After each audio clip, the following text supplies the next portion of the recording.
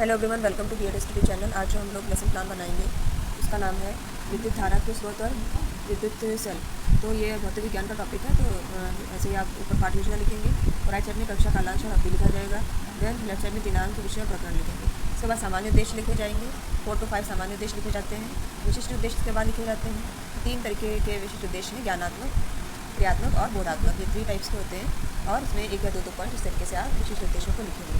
उसके बाद शिक्षण सामग्री लिखेंगे। जो भी आप शिक्षण सामग्री यूज़ कर रहे हैं वो आप लिख दीजिएगा। उसके बाद हमारा आता है साइंस सामग्री। तो जो भी आप चार्ट या विद्युत धारा के सेल इत्यादि दिखा रहे हैं या चार्ट बना के दिखा रहे हैं वो आप लिख देंगे। पूर्व ज्ञान में लिख देंगे कि छात्रों को विद्युत धारा का पूर्व ज्ञान। इसका में प्रस्तावना प्रश्न लिखे जाते हैं। इसके लिए 2 कॉलम बनाइएगा। एक कॉलम में छात्र अध्यापिका अनुक्रिया, दूसरे में छात्र प्रतिक्रिया। तो यहाँ पे इस वाले कॉलम में यहाँ पे टीचर क्वेश्चन पूछती हैं और छात्र प्रतिक्रिया में बच्चे आंसर देते हैं। तो कम से कम 3 या 4 इंट्रोडक्टरी क्वेश्चन बनते हैं, प्रस्तावना प्रश्न जिन्हें कहते हैं। ये सारे एक दूसरे से कनेक्टेड होने चाहिए, एक के बाद एक सीरियल से आने चाहिए। और फिर लास्ट में हमारा समस्यात्मक प्रश्न या मौन आ जाता है तो बच्चा नहीं आंसर कर पा रहा, यानी कि वो समस्यात्मक प्रश्न है। उसके बाद में उद्देश्य कथन लिखते हैं। तो उद्देश्य कथन में आप लिख के आगे हम फिर इसको कंटिन्यू करेंगे अपने लेसन प्लान को। देखिए, इसके बाद में आ जाती है हमारी तालिका, प्रस्तुतिकरण तालिका इसको कहते हैं। तो इसमें देखिए क्या क्या कॉलम बनते हैं। पहला कॉलम क्रम संख्या क्या, दूसरा शिक्षण बिंदु, तीसरा में आप छात्र अध्यापिका अनुक्रिया लिखेंगे। फिर नेक्स्ट कॉलम में छात्र प्रतिक्रिया। उसके बाद नेक्स्ट कॉलम में शिक्षण विधि कौन सी यूज़ करेंगे, सहायक सामग्री लिखेंगे। देन श्याम पट्टिकार लिखेंगे। तो यहाँ पे पहला हमारा जो टीचिंग पॉइंट है वो है विद्युत सेल की रचना एवं कार्यविधि। तो ये हमारे टीचिंग पॉइंट लेंगे। टीचिंग पॉइंट वो होते हैं कि हम पूरे चैप्टर को कम से कम 3 या 4 पार्ट्स में डिवाइड कर लेते हैं और उसकी हर एक की शीर्षक के रूप में, हेडिंग के रूप में हम उसको जो है शिक्षण बिंदु के रूप में लिखते चलते हैं। तो यहाँ पे पहला वाला जो हमारा शिक्षण बिंदु है तो उससे रिलेटेड हम क्वेश्चन पूछेंगे बच्चों से। कम से कम 2 या 3 क्वेश्चन पूछते हैं। तो ये छात्र अध्यापिका अनुक्रिया में आ जाते हैं। उसके बाद में छात्र प्रतिक्रिया में बच्चे इन क्वेश्चन का आंसर करेंगे। तो ये वाला हम छात्र प्रतिक्रिया में लिखेंगे इसका। फिर इसके बाद इस जो हम क्वेश्चन कर रहे हैं तो इसकी जो शिक्षण विधि होगी इसको प्रश्नोत्तर विधि कहेंगे। इसमें सहायक सामग्री यूज़ की जाएगी। तो चार्ट इत्यादि जो भी है वो आप लिख लीजिएगा। श्याम पट्टिकार में जो भी श्याम पट्टिकार है आपका, श्याम पट्टिकार में वो चीज़ें लिखेंगे।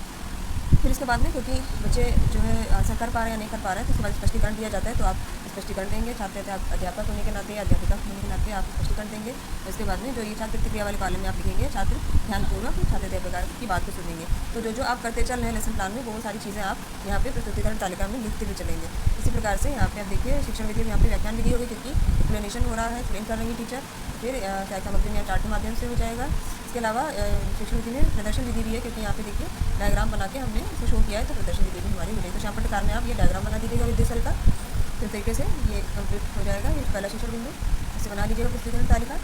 उसके बाद हमारा नेक्स्ट तालिका हमारी आगे कंटिन्यू होती है। तो कम से कम हम 3 या 4 तक की शिक्षण बिंदु लेते हैं, उसको हम एक्सप्लेन करते हैं प्रस्तुतिकरण तालिका में। यहाँ पे दूसरा हमारा ऐसे ही बनेगी तालिका फिर से क्रम संख्या, शिक्षण बिंदु, छात्र अध्यापिका अनुक्रिया, छात्र प्रतिक्रिया, शिक्षण विधि, सहायक सामग्री, श्याम पट्टिकार, ये सारी चीज़ें मेंशन की जाएंगी। तो हमारी दूसरी जो शिक्षण बिंदु हमारा है वो है विद्युत सेल के प्रकार। इसमें भी आप क्वेश्चन पूछेंगे इस तरीके से। इन क्वेश्चन के आंसर छात्र प्रतिक्रिया में बच्चे देंगे तो उनको हम छात्र प्रतिक्रिया वाले कॉलम में लिखेंगे। और इसकी जो शिक्षण विधि है वो प्रश्नोत्तर विधि हो जाएगी। सहायक सामग्री में जो भी आप यूज़ करेंगे चार्ट इत्यादि या कोई भी इलेक्ट्रिक सामान तो वो आप लिख देंगे। और श्याम पट्टिकार में आप श्याम पट्टिकार लिख देंगे।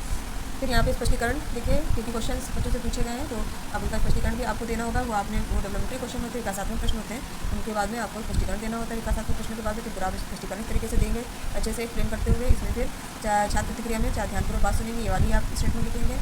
और शिक्षण विधि में प्रदर्शन विधि हो जाएगी, व्याख्यान विधि हो जाएगी। फिर सहायक सामग्री में जो भी आप सहायक सामग्री चार्ट इत्यादि यूज़ करें वो आप लिख देंगे। और श्याम पट्टिकार में ये देखिए शिक्षण सेल का आंतरिक संरचना ये वाला डायग्राम आप बना देंगे। तो इस तरीके से आप ये हमारा सेकंड टीचिंग पॉइंट हो जाता है प्रस्तुतिकरण तालिका में। इस तरीके से आप बना लेंगे।